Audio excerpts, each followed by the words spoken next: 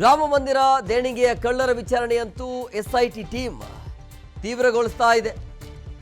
ಬಂಧಿತ 7 ಆರೋಪಿಗಳಿಂದ ಈಗ ಸುಮಾರು 79.84 ಲಕ್ಷ ರಿಕವರಿ ಆಗಿದೆ. 79.84 ಲಕ್ಷ ವಸೂಲಿಯ ಮಾಹಿತಿಯನ್ನ ಈಗ ನ್ಯಾಯಾಲಯಕ್ಕೆ ಎಸ್ಐಟಿ ಟೀಮ್ ಕೊಟ್ಟಿದೆ. 8ನೇ ಆರೋಪಿ ಬಳಿ ಯಾವುದೇ ರೀತಿಯಾಗಿ ಹಣ ಇಲ್ಲ. ಅಂದ್ರೆ ಆ 8ನೇ ಆರೋಪಿ ಹಣವನ್ನು ರಿಕವರಿ ಮಾಡೋದ್ರಲ್ಲಿ ಎಸ್ಐಟಿ ಇಲ್ಲಿ ಫೇಲ್ ಆಗಿದೆ.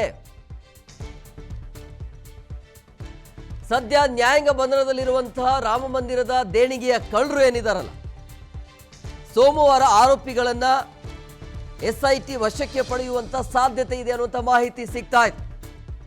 ಆರೋಪಿಗಳನ್ನ ಇನ್ನಷ್ಟು ವಿಚಾರಣೆಗೆ ಒಳಪಡಿಸಲು ಎಸ್ಐಟಿ ಪ್ಲಾನ್ ಮಾಡಿಕೊಂಡಿದೆ. ಹಗರಣದಲ್ಲಿ ಕೆಲವು ಬ್ಯಾಂಕ್ ಸಿಬ್ಬಂದಿಯ ಪಾತ್ರದ ಬಗ್ಗೆಯೂ ಕೂಡ ಅನುಮಾನ ಇದೆ.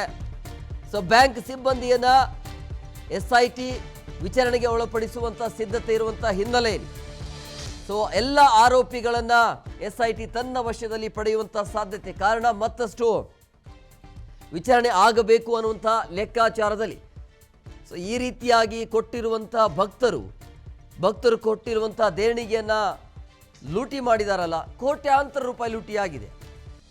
ಸೊ ಇದನ್ನು ಹೇಗೆ ರಿಕವರಿ ಮಾಡ್ತಾರೆ ಅನ್ನುವಂಥ ಪ್ರಶ್ನೆ ಇದೆ. ಬಟ್ ತನಿಖೆ ಅಂತೂ ಆಗ್ತಾ ಇದೆ. ಬಟ್ ಅಂಥವರಿಗೆ ಯಾವ ರೀತಿಯಾಗಿ ಶಿಕ್ಷೆ ಆಗುತ್ತೆ ಅನ್ನುವಂಥ ಕುತೂಹಲ ಇದೆ.